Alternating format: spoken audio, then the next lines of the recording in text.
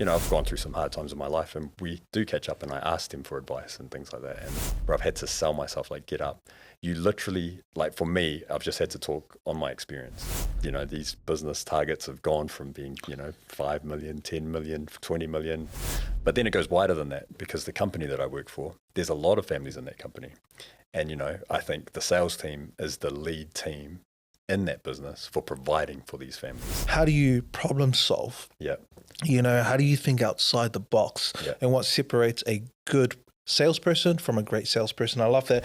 The biggest thing that I've probably learned as well in my career with sales is...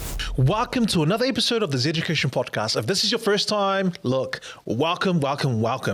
It's great to have you here with us. This podcast is all about professional and personal development. We want you to win in your life and in work as well. So how do we do that? We get experts who come onto the show who share their experiences, their stories, some of the lessons that are very pracademic. I'm talking about advice that is practical, that you can just take away and apply immediately to improve your life and your career.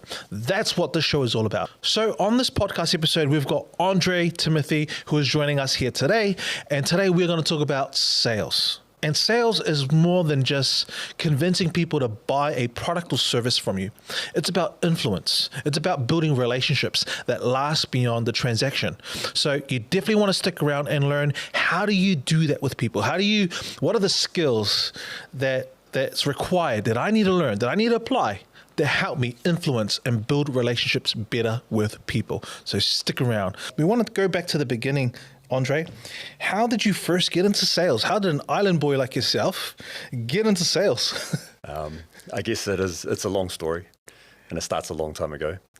When I was working at school, actually, in my holiday jobs, I used to drive forklifts for a plastics factory. And so that was the skill that I had. And so when I finished school, I started training to be a pilot, which is a little known fact. A lot of people don't know that I've actually got a pilot's license. But during that time, I had to work part-time driving forklifts to provide for my family. So my wife ended up getting pregnant, had a child. All I could do was drive forklifts while I was training to be a pilot. And so I ended up getting a job at a big technology distributor called Ingram Micro. And the way that I got that job was actually through a friend's, mother-in-law, Cheryl Heather actually was her name, and she got me an interview with the warehouse manager at Ingram Micro. His name was Matt Connor, and he's a really good dude. And so he interviewed me, and he's like, mate, what are you into, and all that kind of stuff. And I think just growing up, throughout my life, I was always sort of interested in technology. So my dad had computers for me, and I used to, download a lot of, pirated stuff and all of that kind of Hey, we'll cut that one out. No, just kidding. I'm sure all of us have done it. That was kind of me at school. I used to burn CDs, all of those sort of things. So it's kind of like, pretty good on computers. And so they're like, okay, well, that's cool. You know a little bit about technology. You know how to drive a forklift. We'll bring you into this team as a picker-packer. So it didn't take me long. I was a picker-packer at the start, ended up being team leader for the collects area. So I was starting to get engagement with some of the customers that would come in and collect their products from Ingram Micro as a distributor. And that was probably my first, look into having to deal with customers that are buying a product to then on-sell it to their own customers. And so that's sort of the start that I had in the tech industry. And as I worked at Ingram Micro for a few years, sort of ended up supervising the third-party logistics area, so 3PL area for, back in those days it was called Telecom and Genai. And then later on that became Spark. And I was there for probably about 3 years looking after a couple of picker-packers in that area, and also some commissioning center guys. And so in that commissioning center, they had engineers, essentially, IT engineers that were building servers, imaging PCs and laptops for a lot of government departments, and then also pre-configuring switches and all these kind of technical types of things. And so as I was in that space, being the supervisor of that area, I got to learn a lot more about technology. And I guess it was good, But, I think my life, I was like, oh, wow, this is really cool. I'm like a warehouse supervisor. I'm probably going to just stay in warehousing and distribution. I'll become a manager here. And then I got the opportunity to actually move into the office space, which was in the role of sales support. And that came about because the team that I worked with at Spark, or Telecom Gen I back in those days, I guess they saw something in me. And so there was a lady there called Libby McLucky, and she's still a good friend of mine today. And she was in charge of the support team, sales support for the procurement specialist or hardware sourcing team up at Spark. And so she approached me and pretty much said, you seem really, you're good at communicating with us and our sales team for getting, products out the door and all that kind of thing. Like, have you ever thought about coming up into an office type of role? And for me, I think at that stage, I had never thought about doing something like that. I worked with the sales team at Ingram Micro, and those guys were like real cool to hang out with. They'd come down every couple of months to do inventory, stock takes and things like that. So getting to know them and see what they were doing, I guess I just always thought, the sales team was the sales teams, and, we're the warehouse team, and we sort of help deliver business to the customers after the sales guys have done their work. I think me and my wife had a bit of a discussion, and we ask the boss there. Yeah, definitely. Is it the right move? Am I making the right decision? Yeah. You always got to consult the wife in those kind of circumstances. And so we sort of made the decision that, hey, maybe I should try my hand at being, a sales support person. Nice. So I ended up moving into the offices up in the central city of Auckland, and so I guess there was a bit of a change in sort of how I'd get to work. I used to always just drive to the warehouse. I'd be able to get there really nice and early in the morning, and I'd leave late. The warehouse used to be up in Albany, and I lived in Papakura, so there was long drives. But then, moving into town, I ended up being able to start catching the train, which was an interesting experience as well, because on the train, I was able to use that time to do other things and learn other things. So as I took on that role of sales support, I had to start actually studying a little bit more around the different products that I was starting to help sell, I'd say, or support my sales person to sell, because I was aligned to a couple of salespeople. And I think the biggest changing point, or the turning point for me to actually move into a real sales role from sales support, was the account manager that I was working with, Melanie Ellis. So I was supporting her across a couple of really big accounts. One of them was Genesis Energy, and the other one was Lumley Insurance, part of West Farmers Group. So the guys that own Bunnings. So these are pretty big companies. And she got me to come with her to a meeting. And in that meeting, she got me to present our portal. So we had a customer portal that they could log into and purchase products that, they had actually put into their catalog that, that they needed to use for their business. And so I had to pretty much get up in front of a few people. I'd never really had to do a presentation before. So I was really nervous, and she'd helped me obviously put it together. And she's like, I'm going to introduce you to Andre Timothy. He's our support person. He's the one that preloads the portal. He's going to take you guys through how you can use this and how it's going to be beneficial to you. And I think I did that presentation with Mel. And after that, because she had always told me, she's like, one of the biggest things you're going to have to do in sales is get up and tell customers about, what it is we're doing and how we're helping them. And that experience was the experience that I was able to leverage when there was an opportunity available for me to move from support into a corporate specialist. And you applied for that job? I applied for that job. Referencing that point. Nice, essentially. Nice. Yeah. So it was still within Spark. So it was an opportunity for me to move from like a support person into a awesome. Hardware sourcing specialist is kind of the term that they use. But it was mainly around IT hardware sales. And I was working within a wider team at Spark to support some pretty solid customers. And yeah, that's kind of how I got into landed in sales. Yeah. I love that.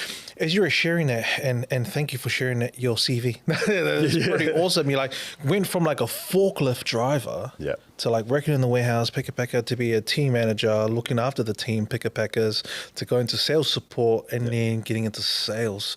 What a journey. And what's quite interesting is you were sharing that, as you mentioned a lot of names. There's a lot of people in there who, and it sounded like those connections. And having those relationships with people really open doors for you. Like, how important is that for people who are maybe thinking about, like, I want to progress in my career? Because I've been in situations, I've worked in corporates where it's like, I felt like I didn't have a mentor. I felt like there was no one that I could relate to that could help me, give me a hand up. Or, you know, like hey, Pussy, this opportunity coming in, you should try this. But it sounded like you had that, and that was awesome. And, you know, like how important is it to have those people skills, even before you land into a sales job, like connections? I think it's probably the most important, because even to this day, the network that I have is probably what gives me the most opportunity to do what I do.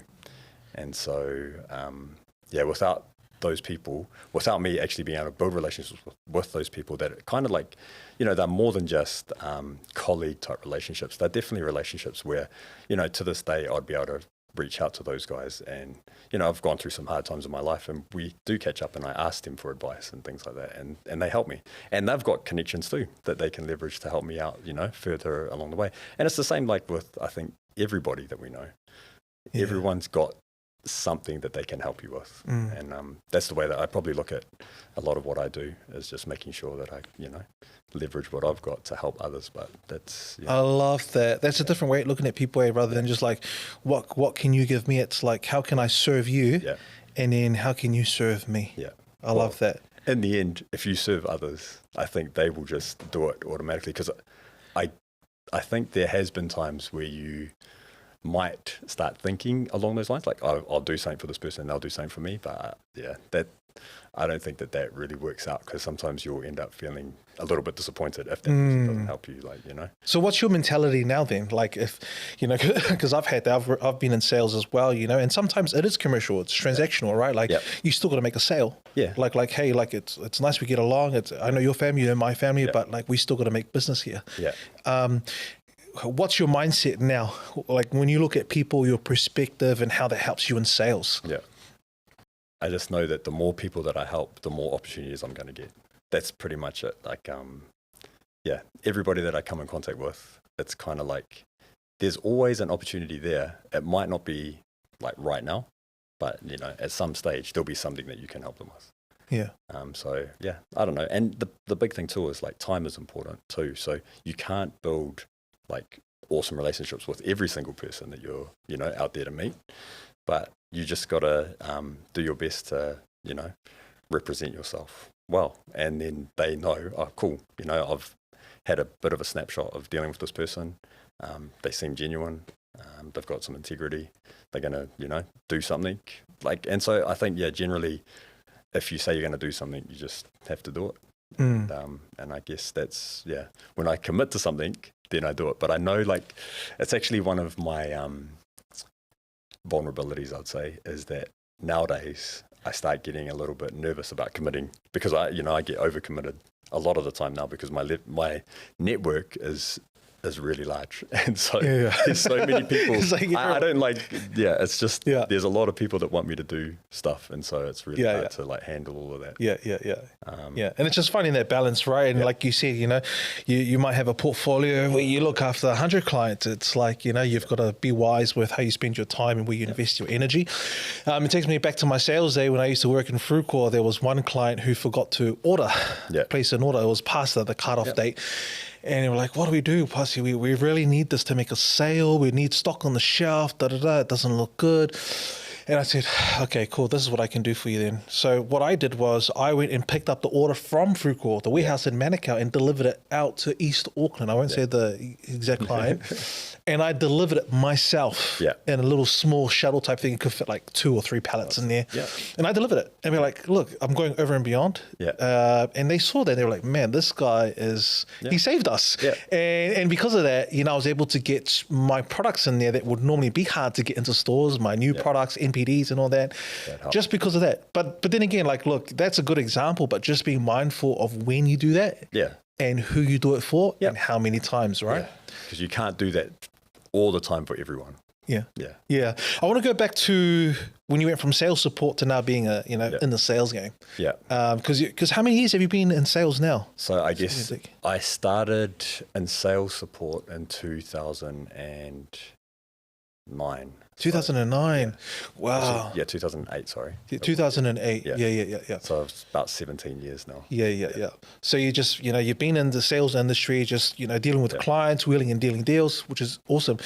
When you finally went into that new role in sales for the first time, tell us about that experience. Tell us how hard it was and tell us some of the key learnings you got during that experience. And if you were to go back, what would you do differently? It was a pretty big learning curve. Like all of a sudden being responsible for hitting a target, that's something that, it's a different experience. It's a lot of pressure. It is pressure. People that aren't in sales probably, they see salespeople as being out there, they have flexible working, they go out and take customers for lunches and for dinners and they go on trips and different things like that. It's, it is that thing that people think salespeople are just like out there partying all the time. But when you've got a target on your head, there's pressure. So you got to try and do things to make sure that you are closing deals, and you got to work your magic, but really by leveraging those relationships. So I think actually I was just thinking when I moved into that sales role, the corporate specialist role for the first time, I was really lucky to be working in quite a large organization like Spark.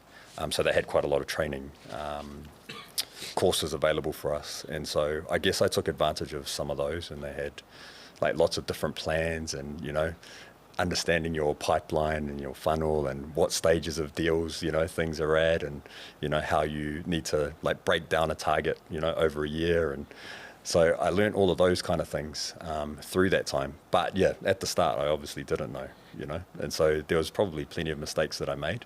I don't know, I think one of the things that I probably learnt a few years in would have been like emailing is not the best way to build relationships. And I'll state that now. Everybody, even to this day, like I get, probably 100, 150 emails a day, and I'm not dealing with all of them. Like I don't respond to emails that often. Like there's probably people that might see me on this podcast that'd be like, they'll hassle me. I'm like, he doesn't. Well, you're being strategic, right? That's what it is. That's what you meant. It is. But what the biggest thing was, the learning is that you got to talk to people. You've got to meet people face to face. That there's nothing like being able to actually hear people's inflections in their voice, or like different tones. Like people can come across super angry or super blunt on emails so easily, and you'll just misunderstand what they're trying to communicate or get across to you. Like someone might say they want a certain solution or a certain product, and you can be like, cool, this is the product. But if you actually picked up the phone and you get to have a conversation with them, they'll be like, hey, I need this to be able to do this. And then you're like, oh, actually, there's all of these other things that I know about because I've been, I'm a specialist in this space. So I can actually provide you maybe something that's better that you don't even, and via email, you just don't get that kind of insight. I love that. Can you take us into the room with the client and you're there with them face to face? Like let's say you're training someone to be a salesperson, right? People on this podcast, they want to learn how to be good at sales. That's their first time and they're watching you. Like, what would you be teaching them to make sure that they're making the most of that engagement with the client and, they're doing a good job in sales? I think I feel like underqualified to talk about this, but just from my experience. You're humble. I'll vouch for this guy. But what I would say is generally you just want to listen. And that's it. So you're always asking them about what things they are worried about, what things are, causing them issues, or, just anything. What are some good questions to ask? I like that. Open. Oh yeah. There's like it's weird because for me, when I'm in front of somebody, I think like there's just this natural conversation that can kind of flow and open up. And so you can just, ask them a basic question like, oh, what are you here for? Yeah, right. What brings you in to talk to me? Or why did you want me to come and see you? Like, they might have already sent you an email like, hey, I need you to come and see me because I want to buy this. But it's like, that's when you get that engagement with that customer, because they might explain a whole lot more than what they've sent in an email.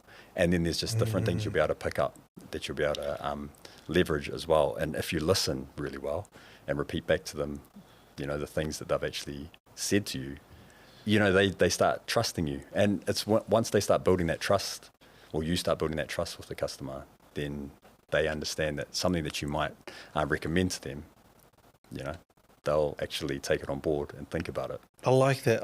That. The ability to listen. So there you go. If you want to do well in sales or get better at influencing people, learn how to listen. Yeah. And learn how to ask the right questions as well. Yeah. So, something that our audience loves, Andre, is like case studies, examples. Now, you don't have to mention names and numbers, but give us an example where you had like a cool experience that you've had, even recently, where you were able to ask questions and listen, and the outcome was a good outcome because of that. Yeah. I guess I think I could probably talk about this customer. Okay. They're a national service provider for us. Pretty much anybody who's ever had any types of accidents will have come in contact with these guys. They were going through a whole lot of struggles with the tablet technology that they were utilizing in the backs of their ambulances, so essentially St. John's. And so they went to market for a solution around just providing a better product for their ambulance officers to be able to, look after the patients that they're going to come in contact with. And for us, it was an experience for me that I learned a lot from. And also, I guess, because I had experience with previous sort of opportunities that were similar to this, I was able to actually provide a whole lot of insight to these guys to help them to do something that saved them a whole lot of money down the road. And so it's something small, but if I didn't go along and actually see what the customer was doing in their vans and so I got to ride along with ambulance officers, wow, which was really cool. Just to see how they utilize the old product, and then sort of be able to compare that to the product that we were proposing for them. I was able to offer something that was actually really unique and customized to their solution. Wow. So and it ended up being, it was just literally this mounting plate that we made that was an adapter that took, I guess, their old solution and at the lowest possible price was able to convert it to work with the new products that we're selling.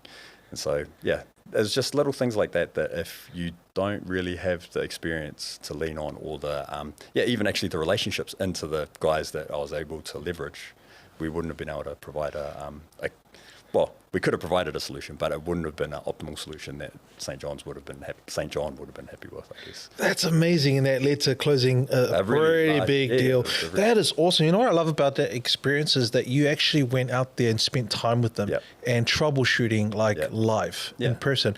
But how cool is that to have someone, you feel like they're actually supporting you. They're there in person, not just in over the desk, over the office, asking questions, but that you're actually there in their day-to-day, their operations, and you're trying to help them solve the problem. Yeah.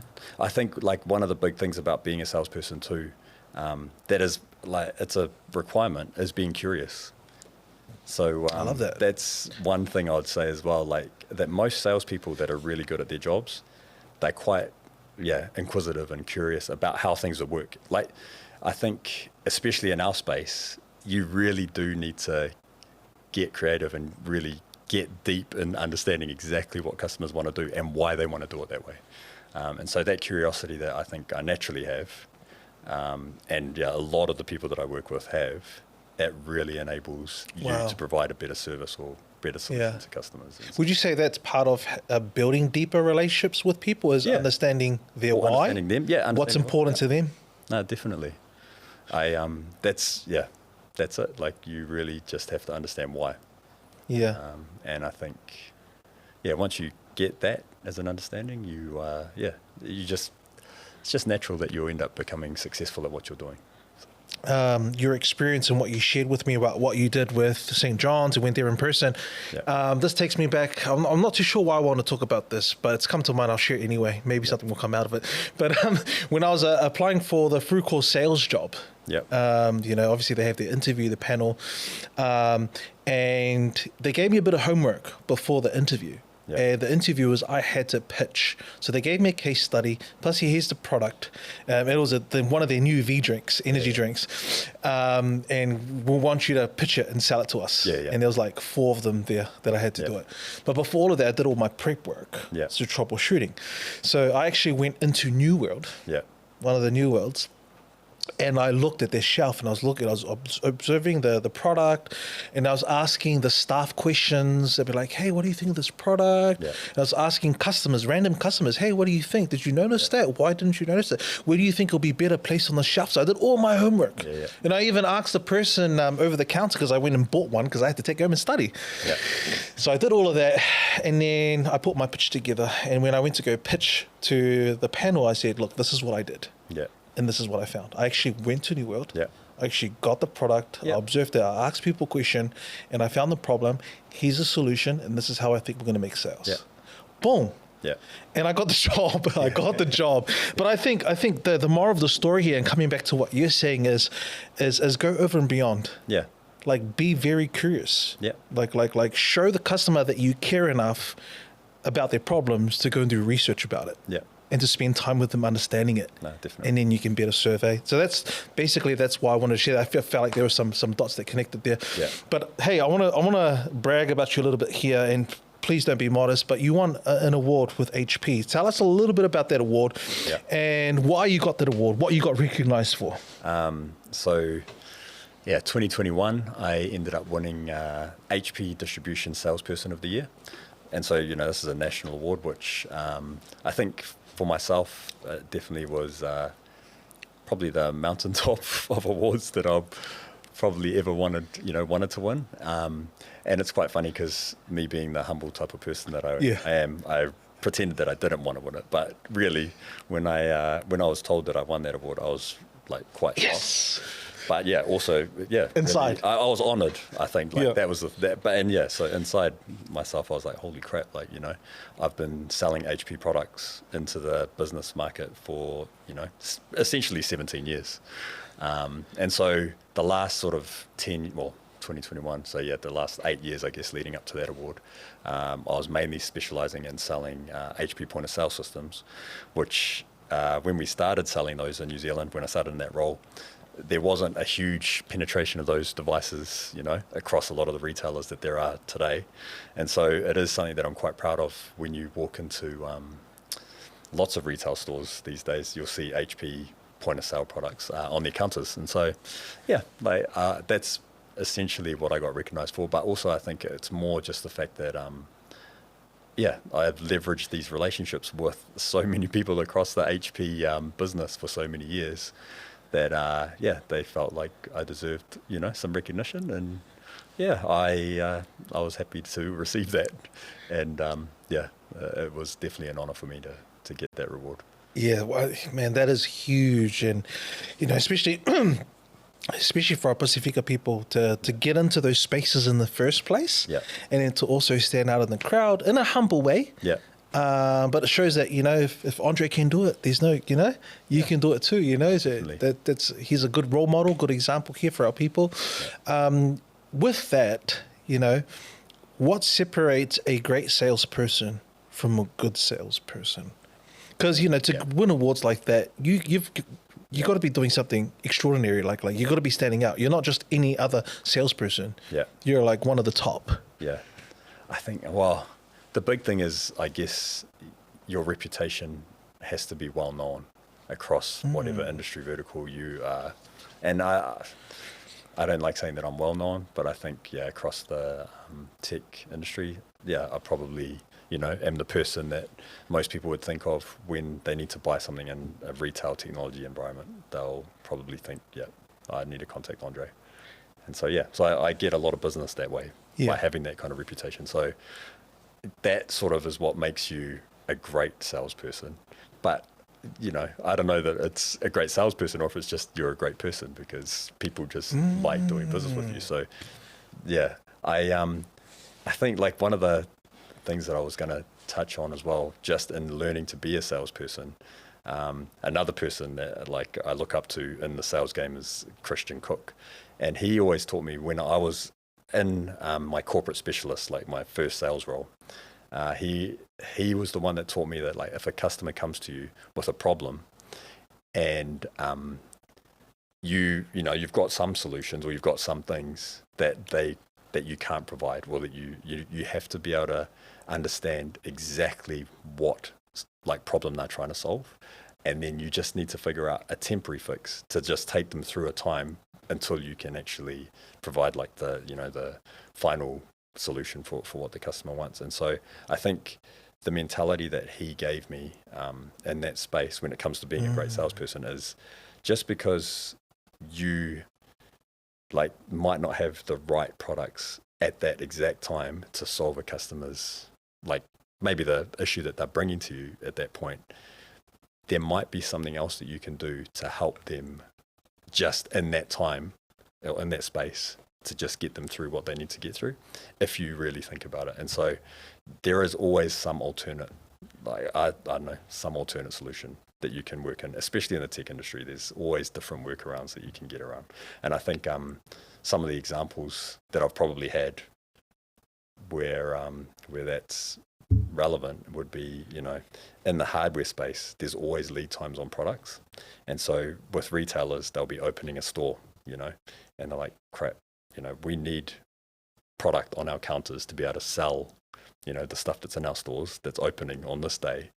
And you're telling me that you guys, can't deliver this product.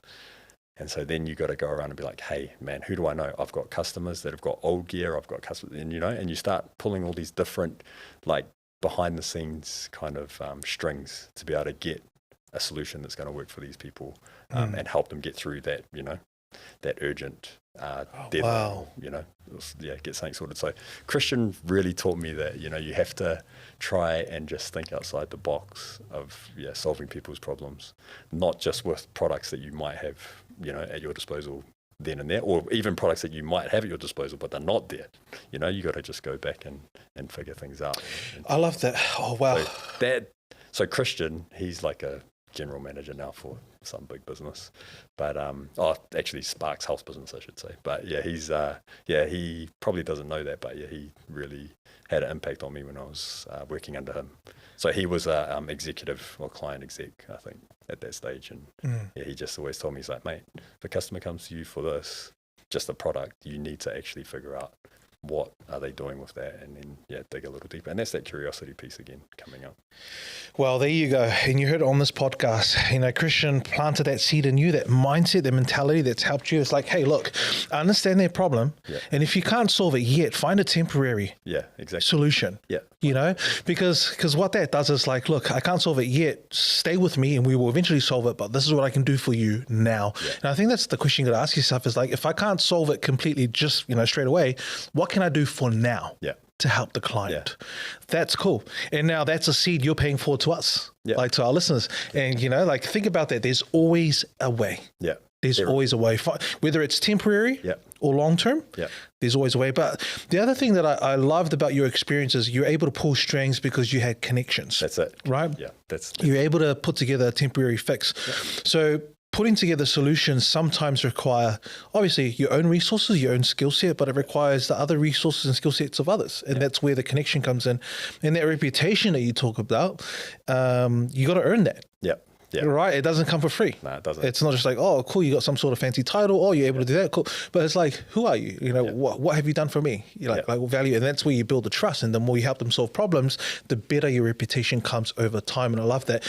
Now, this leads on to my next question is, when it comes to sales, it's more than just selling a product or service. Like you said, it's your reputation. There's a level of selling yourself. Right? So tell us a little bit about that. How can people, like our audience, sell themselves a little bit better? So the way that I sell myself is I actually get my teammates to sell me. Cool. So, well, there you go. That's still a tactic. It's really interesting because I think that's it. So yeah, my teammates, so my colleagues that I have, a lot of them say really good things about me all the time. They will recommend me to like maybe some of their clients and stuff as well. But yeah, I think it is just something that I think as like Pasifika people, I think we're just genuinely humble people, and it is hard to sort of blow your own trumpet, you know. Yeah. Yeah, and I just feel like, yeah, selling yourself is a really tough thing to do, but you do have to do it. And so I guess, yeah, some of the experiences that I've had where I've had to sell myself, like get up, you literally, like for me, I've just had to talk on my experience. That's pretty much what I fall back on. It's like, okay, this is what I've done. You know, like over the years, you know, we've worked in a business, and, you know, these business targets have gone from being, you know, 5 million, 10 million, 20 million, you know, and it just keeps getting bigger. And then I think a lot of people, they start respecting that as just like, oh, okay, so you've been here for so long. So you give them sort of a bit of a backstory, and they know that you're obviously somebody that's worked hard. You've had to keep the promises that you've made. Yeah. So, you know, those sort of things are just, yeah, I think that's what sort of sells you. So yeah, it's hard. I don't know how I really sell myself, because I'm not a big person for social media, as you guys know. It's just that concept is just so hard for me to sort of jump in on. And every now and then, like, yeah, when the HP award came out, I was really proud of that. So I, you know, put that up on LinkedIn, and that's probably the last post that I did back in 2021. But yeah, I don't know. Selling myself is a hard one. Yeah. I think even the question itself can be a little bit challenging, because when people think of like selling, you got to try and convince somebody to like you or to, you know, think from you. Especially when it comes for Pasifika people. But, you know, if you think about day to day, we're always selling ourselves. We'll probably hear that, you know, when you're trying to convince people to, you know, buy in your decision, or whether you're going for a job interview. You know, it's in a way, it's almost sales, because it's about influence. Eh? And it's interesting that you mentioned that, because I feel like one of the reasons why it's hard for you is because you're so natural at doing it. And, you know, it's not, you know, you don't often step back and look at yourself or look in the mirror. But what you're saying is other people are your mirrors. They're like, look, man, this Andre guy is awesome. This is what he's done. But also from my own, literally, before you came in, half an hour before this interview, I was actually on a sales call. With a client for Design Factory, talking about their personal brand, LinkedIn, and some of their struggles and stuff.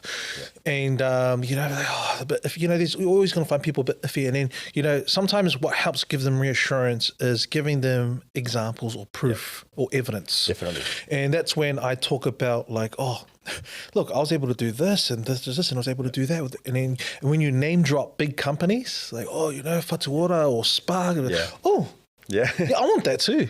You know, and so I feel like in a way, like especially, you know, they're not just gonna judge you off your clothes. I mean, dress nice, be professional when you're meeting with people, but building trust goes beyond what you wear. Definitely. It's who you are as a person. It's the promises that you've kept. That's part of your reputation, because people talk about that stuff, and the promises you don't keep. So make sure you don't want a bad reputation. But I think, you know, that's really good there, and I think everyone's always watching, having that mentality, because everyone's watching and they're always talking. So give them something nice to talk about, which means with integrity, always be keeping your promises, you know, being the best that you can. That's cool, man. That's cool. I love it. Look, the other thing I want to talk about, because like you said before, sales people just see the cool stuff. You're like, oh yeah, they're going on trips, they're going on travels, there's clients out on dinner. But we know, like with high risk, there's high rewards. You know, sales is so important, man. If you got an amazing product or service, but you can't sell it, it's like, what kind of business do you have, right? Like sales is so important. And I always tell, like working in sales, even me being a business owner now, like sales is so important, because that's what feeds the team, puts food on the table for us. So we need to make sure sales is on point. But I know with that, what people don't see is the rejections that you get. People don't see the hard stuff. Let's talk about the hard stuff, because the reason why is because there's a lot of learnings there as well. Because, you know, when it comes to rejection, it's about overcoming those barriers, because there's ways around it. Yeah. But emotionally and mentally, it can be hard for people to deal with rejection, especially we're talking about in a dating scene. Yeah. But even with people, a relationship being rejected, Yeah. like how do you deal with that in sales, man? I think the biggest thing that I've probably learned as well in my career with sales is, yeah, you're going to lose and you're going to get rejected, but there's always another door to knock on. And that's, I guess, you don't really learn that until you've had a lot of experience in the game. Like sometimes, you'll lose something, or you'll lose some deal, or, somebody doesn't like you or whatever, some customer's unhappy with the service or solution that you've provided to them. And then you think it's kind of the end of your career or the end of your life, the end of, just the end of your sales, whatever you're going to be doing, end of your job. But yeah, definitely over the years, I've just learned that, hey man, you just got to get up and go again. Like there's always something else to move on to. And so, yeah, like, man, I've just recently had quite a large loss, and yeah, it's tough to take, but like, it is. It's like, I know because of the experiences that I've had over the years, I'll have another opportunity to do something else. And then the other thing as well, actually, I've probably got some really good stories about customers that I've just lost over and over and over again. So I don't want to say the name just because. Don't say the name. I won't say the name. Don't say that. There's a customer that I've engaged with over pretty much 10 years of trying to sell them this HP point of sale product, and literally they've chosen other products every sort of 3 years when they go to refresh, or 4 years. And so this has happened. I think I'm on my third go at this business, and we've just won it. So that's the other reason why I don't want to talk about it. But yeah, like there's that whole thing around not giving up. And that's it. Like, I guess it might not be the same in every industry when somebody loses that, like, that in 3 or 4 years, it's going to come back around. So you just have to stay in touch. And the cool thing is that with this customer, we are able to sell other sort of products that are peripheral to the main thing that we've been like working towards getting. And so, yeah, you stay in touch with those guys, you show them that you're there to support them, like, even though you're not doing the main business. And then, yeah, eventually your time comes. And so, yeah, I think it's going to be a good result for us out of that business. So, yeah, and that's it. Like, I've lost this big deal over this side, but, these guys that I've been working on for 11 years, get a whole lot of business out of them. And so it just kind of swings and roundabouts, I think. But it's that whole, not giving up mentality. I love that. And I love how you talk about rejection with a smile on your face, because that other opportunities will come. Yeah. And, what I get from that is like, failure is not the opposite of success. Failure is a part of success. Yeah. And so rejection is just part of the game. Yeah, it's just part of the game of just how you have to look at it. It's not the end of the world. Yeah. It doesn't mean that you're useless. Yeah. In this game, there are winners and losers, and there is a season for when you win and when and like I said, it's all part of the game, and I love that. And so, we're drawing towards the end of the podcast, and I've really enjoyed this conversation because it's been more than just selling stuff. Yeah, it's a bit, it's the skills around how do you build relationships, deep relationships, and how do you problem solve. Yeah, how do you think outside the box, and what separates a good salesperson from a great salesperson. I love that. But two final questions. My first one is, what do you do consistently, whether it's small in your day-to-day, whether it's mindset, what do you listen to, what do you read, anything at all? Yeah. In your daily routine, what do you do consistently to help you improve your game and sales? Yeah. Some of the things that I guess I have had to figure out over the years, is what is my real reason for working in this industry, or not even in this industry, like in this type of a role in sales. And so the first why that I have is my family. So, just thinking about that, okay, I need to make sure that I'm doing this, doing a good job in what I do every day, because I'm trying to look after my family and support my family. But then it goes wider than that, because the company that I work for, there's a lot of families in that company.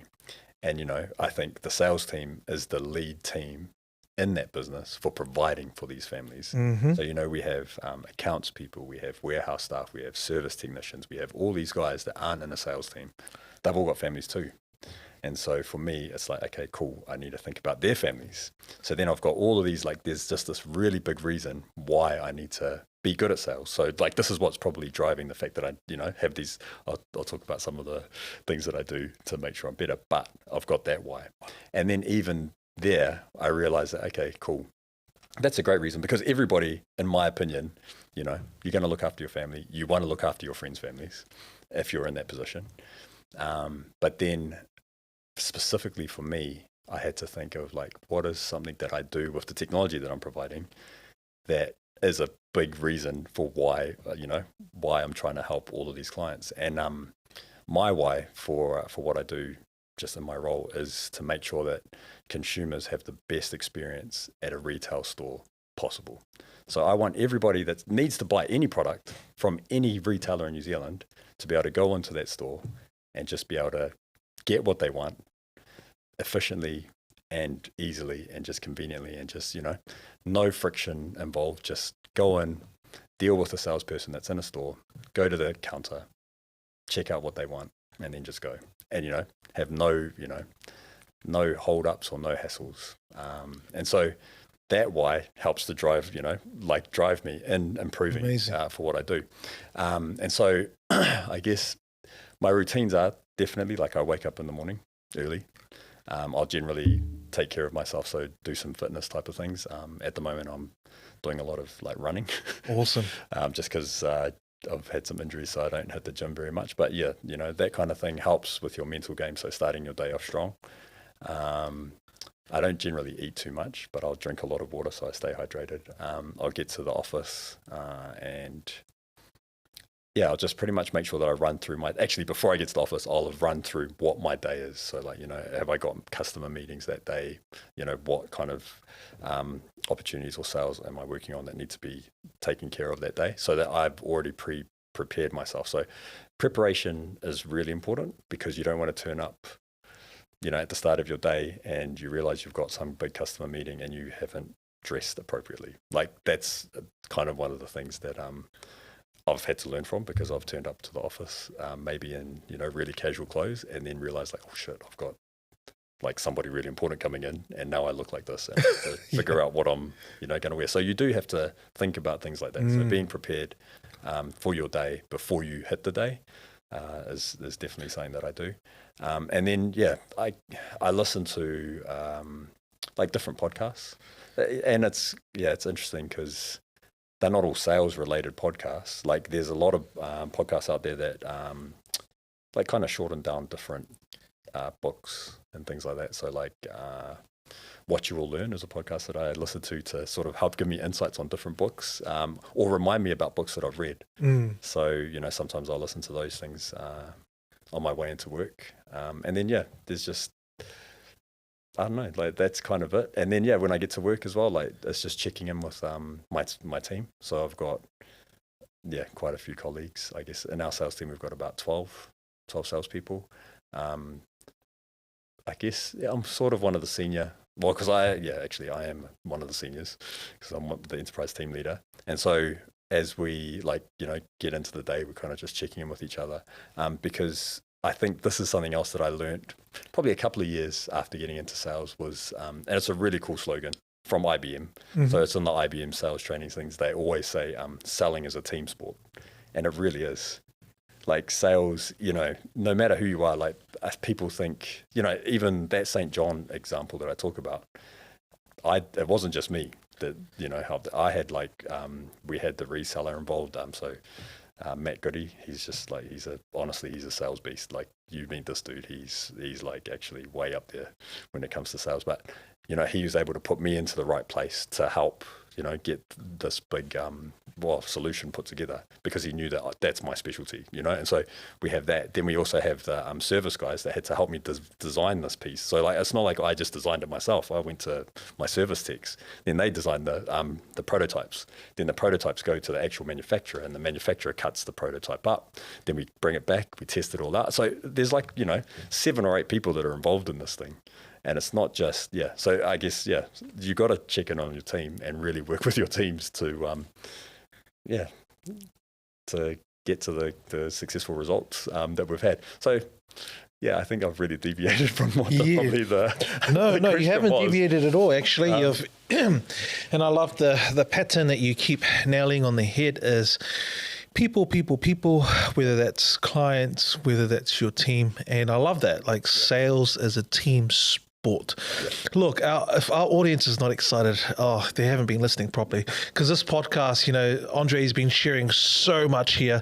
What I really loved about what you shared there is, your why. Yeah. Right? Like that's deep, man. When you're thinking about your family, you're thinking about, people who have jobs within the company that you work for, that rely on the sales. Like this money pays their salary and pays the bills, put food on the table for everyone. Yeah. Like that's a deep meaning. That's definitely coming from the heart. And, I can see why you're doing really well in sales, especially if you're driven with that kind of why.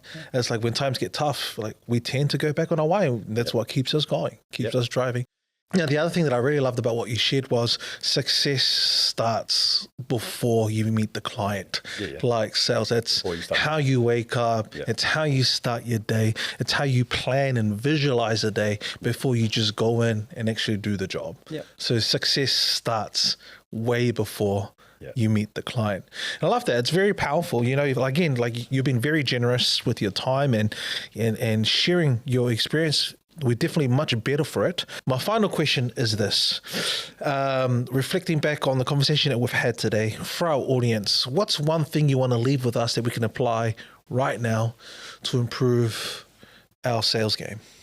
Probably the biggest change that I had in my sales game was that whole thing around making sure that you understand what the customer truly wants out of the product that they're approaching you regarding. Like, there's so many times that a customer will come and just ask you for something that they think that you've got without really divulging to you what they're doing with that product. So I think that's the best thing that you can ever do is really ask those open-ended questions to get that wider understanding. So be curious, man. I think like that's probably my number one thing, man. If you just get curious, that's going to get you more sales, man. I love that hashtag. Be curious. And look, that's definitely ending the podcast with a bang right there. Understanding people, whether that's in business, in work, or even in life, and best way to understand people and what they care about or how you can help them is to ask questions and actually listen. Man, thank you so much, Andre, for just blessing us with your time and your experience. Again, we're much better for it. All the best. Oh yeah, thanks, bro. That's quite funny because you haven't introduced me as your brother-in-law. So I just wanted to point that out, man. That you're doing great things, man. Like, and I look to you as an example for being a great salesperson. So, mate, I've learned off you as well. I learn off you all the time, bro. So that's it. You're just you're awesome, man. So I appreciate it. Yeah, it's definitely mutual. So yes, I did forget to mention, but make sure you guys remember that me and Andre, this is why he's a great person, and we think we must be related or something. Okay. But anyway, thank you so much, brother. All the best. Good, bro. And that's a wrap for today's episode.